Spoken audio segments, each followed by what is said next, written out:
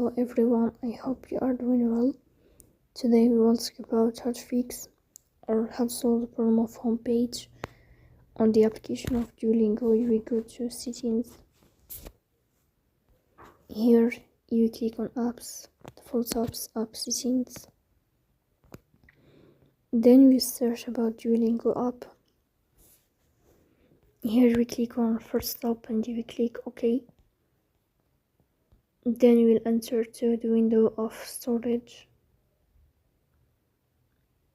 Here you click on clear cache.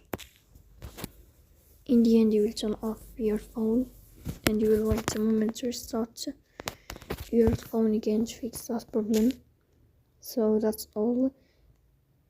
Don't forget to support us by like and subscribe. See you next time and thank you for your watching and your attention.